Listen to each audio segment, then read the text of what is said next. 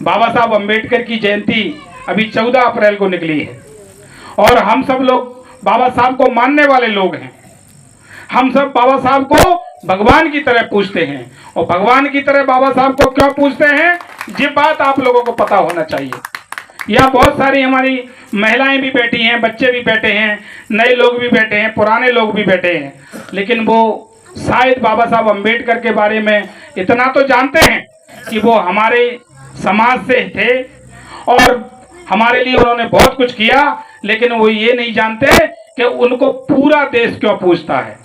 आज हमारे समाज, एससी समाज के लोग तो पूजते हैं। मैं पहले अपना भी परिचय दे दूं, मैं बहुजन समाज पार्टी का प्रदेश में महासचिव हूं, जाति से लोधी हूं, ओबीसी वर्ग से आता हूं और बहुजन समाज पार्टी के लिए लंबे समय से काम कर रहा हूं। उसके तहत मैं अपनी बात को अपने लोगों के बीच समझाने का, उन्हें बताने की बात हमेशा से करता रहा हूं और करता रहूंगा। जहां भी मैं जाता हूं मैं कोशिश करता हूं कि बातों को आप ध्यान से सुनिए। हमने बड़े लंबे समय तक, हमारे कानों ने काम नहीं किया, लंबे समय तक हमारी आंखों ने काम नहीं किया। वो इसलिए नहीं किया कि ऐसा नहीं कि कान खराब थे, हमारी आंख खराब थी। उस दौरान के राजा महाराजा ये चाहते थे कि हम कोई बात सुने ना। यदि हमने कोई अच्छी बात सुन ली तो वो उस दौरान हजारों साल पहले कांसा जिसको कहते हैं उसको गर्म करके कानों में डाल देते थे। यदि आपने कोई अच्छी चीज देख ली तो आंख फोड़वाने का काम करते थे, लेकिन वो अब जमाना बदल गया है, क्योंकि ये जमाना बाबा साहब अम्बेडकर का है, ये जमाना बहन कुमारी मायावती जी का है, ये जमाना काशीराम साहब का है। लेकिन महात्मा बुद्ध कहते हैं कि मैं तुम्हारा मुक्तिदाता नहीं हूं, भगवान नहीं हूं कि तुम आशीर्वाद चमत्कार करूंगा और तुम्हारा उद्धार हो जाएगा। मैं सिर्फ आपको दिशा बता सकता हूं, ये बता सकता हूं कैसे करना है। मुक्ति तो आपको अपने आप करना है। कहने का मतलब आपका जीवन कैसा रहेगा वो आपके विचारों और आपके काम से होगा। कोई आपको आकर आपको कुछ देने वाला नहीं है। यदि हम ये सोचते हैं कि ये 5 किलो राशन, पेंशन, वृद्धा पेंशन या बच्ची को कुछ या कुछ, ये थोड़े से अंश हैं, इनसे कुछ काम बनने वाला नहीं है, इससे जीवन नहीं चलता। हमारा जीवन हमारी मेहनत मजदूरी से जो काम हम जो करते हैं उससे चलता है, सरकारों को देने से नहीं चलता। ये बात आप लोगों को समझनी है। बाबा साहब अम्बेडकर ने अपने जीवन में इतना संघर्ष किया, क्योंकि इस देश में सबसे अधिक अन्य अत्याचार हुआ, तो सबसे ज्यादा अन्य अत्याचार इस देश में हुआ दलितों के ऊपर। वो किसी के पास रह नहीं सकते थे, वो किसी को छू नहीं सकते थे, वो जूते पहन नहीं सकते थे, वो पढ़ सकते नहीं थे, वो बात कर नहीं सकते थे। ये सब पाबंदी किसने लगाई? जी उस दौरान के राजाओं महाराजाओं ने लगाई। आप ये समझ लो कि आप यदि इस देश में आपकी इज्जत सम्मान कम है, आपके समाजों का इज्जत सम्मान कम है, तो वो उस दौरान के राजाओं ने और शासनों ने किया, आपके कर्मों का कोई फल नहीं है। लेकिन हमें अक्सर हम कथा भागवतों में जाते हैं, उनको सुनने में भी अपनी दिलचस्पी दिखाते हैं। वो हमेशा ये बताते हैं कि आपके जो पूर्व के जन्म कर्म थे उसके कारण आपने इस वर्ग में जन्म लिया है, पूर्व के पापों का ये कारण है। और वो ये भी कहते हैं अगर इस जन्म में आप हमारी बड़े लोगों की अच्छी सेवा करोगे तो अगले जन्म में आप फिर बड़े आदमी के यहाँ पैदा हो सकते हो। ये पूरी तरह झूठ है, इसमें कोई कहानी नहीं है। ये पूरी तरह झूठ है, इसमें कोई कहानी नहीं है।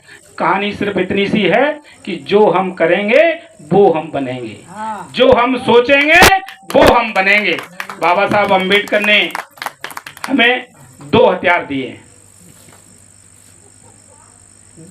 बाबा साहब अम्बेडकर ने हमें अपना जीवन ठीक करने के लिए 2 हथियार दिए।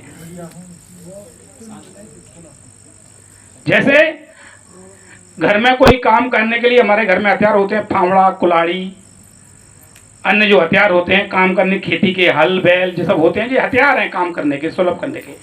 हमारे जीवन को ठीक करने के बाबा साहब अम्बेडकर ने संविधान के माध्यम से 2 अधिकार दिए। पहला अधिकार है शिक्षा का, जो पहले नहीं था। पहले आप चाहकर भी नहीं पढ़ सकते थे, बैन था कि दलित परिवार का कोई भी बच्चा पढ़ेगा नहीं, ये बैन था, रोक थी कि पढ़ नहीं सकते। लेकिन ये अधिकार बाबा साहब अम्बेडकर ने दिया है शिक्षा लेने का उसके माध्यम से आप अपने जीवन को ठीक कर सकते हैं। लेकिन हो क्या रहा है कि शिक्षा का अधिकार तो है, लेकिन शिक्षा इतनी महंगी कर दी चालाकी से कि सरकारी स्कूल या तो खराब हो गए या बंद होने जा रहे हैं, और हमारे पास इतनी पैसे नहीं है कि हम अपने बच्चों को पढ़ा पाए। आज सारी दुनिया के लोग कहते हैं कि पढ़ाइए पढ़ाइए सब ठीक हो जाएगा, लेकिन हम पढ़ाएं कैसे? यदि तुम पढ़ाने जाओगे तो सरकारी स्कूल बंद हो गए, प्राइवेट में पढ़ाने जाओगे तो एक बच्चा की एक महीने की फीस कम से कम, छोटे से छोटा स्कूल भी हो तो 1,000 रुपये महीना, 2 बच्चे हैं तो 2,000 रुपये महीने, 3 बच्चे हैं तो 3,000 रुपये महीना, और 3,000 रुपये महीना हमारे लोगों की घर की आमदनी नहीं है। आमदनी क्या होती है? आमदनी होती है जो हम कमाते हैं और खाने पीने के बाद, अपने घर के खर्चे चलाने के बाद जो पैसे बच जाए उसे आमदनी कहते हैं। यदि हम अपने घर के खर्चे, खाने पीने की पूरे खर्चे डाल दें तो हमारे पास महीने में 3 से 5,000 नहीं बचते जिससे हम बच्चों को पढ़ा पाएं। फिर हम बच्चों को कैसे पढ़ाते हैं? अपना पेट काटते हैं, खाने के रूप में पेट काटेंगे, कपड़ों के रूप में कटौती करेंगे, क्योंकि सब लोग चारों तरफ कहते हैं कि बच्चों को पढ़ाओ तो ठीक हो जाएगा। बिल्कुल ठीक कहते हैं। हमारे पास संपत्ति नहीं, खेती नहीं, व्यापार नहीं, धंधा नहीं, एकमात्र हमारे पास रास्ता है कि हम पढ़कर कोई छोटी मोटी नौकरी कर लें और हमारा जीवन यापन ठीक हो जाएगा। लेकिन अब घुमा के कांग्रेस बीजेपी वाले जो नेता हैं वो वही नेता हैं, उन्हीं जाति वर्ग से आते हैं जिनसे राजा महाराजा आते थे। हो सकता है कुछ उसमें एससी ओबीसी के लोग भी चुन के जाते हों, लेकिन वो अपनी बात नहीं कह सकते, आपके लिए कुछ नहीं कर सकते। लंबे समय से यहाँ मुख्यमंत्री उमा भारती भी रही, लेकिन वो आरक्षण की बात नहीं कर पाई। बाबा साहब अम्बेडकर ने एससी को तो उतना आरक्षण दिया है जितनी उनकी संख्या है आप लोगों को। आपकी इस देश में 15% संख्या है और 15% का आपको आरक्षण है। वो आरक्षण के कारण ही आपको जो नौकरियां मिल पा रही हैं वो मिल पा रही हैं। आज भी देश को स्वतंत्र हुए 100 साल, 70-75 साल हो गए, लेकिन आज भी यदि आरक्षण को हटा दें तो हमारा एससी का भाई एक भी विधायक नहीं बन सकता, एक भी जिला पंचायत सदस्य नहीं बन सकता, एक भी जनपद नहीं बन सकता। और आरक्षण हटा दें तो एक भी व्यक्ति हमारा नौकरी प्राप्त नहीं कर सकता, क्योंकि ये सामाजिक हमारी कमजोरी है। हमको कमजोर किया गया है, इसलिए कमजोरी है। लेकिन बाबा साहब अम्बेडकर ने आप लोगों के लिए इतना इंतजाम करके गए हैं कि आप यदि थोड़ा भी पढ़ जाओगे तो आपको नौकरी मिलेगी, और वो भी नौकरी आरक्षण के तहत मिलेगी। इसलिए हम बाबा साहब को पूछते हैं। बाबा साहब ने हमारे जीवन में अगर शिक्षा के रूप में व्यवस्था दी तो आरक्षण के रूप में नौकरी भी दी है। लेकिन आरक्षण और ये नौकरी तभी तक तब आपको मिलेगी जब आप अपने वोट का उपयोग ठीक से करोगे।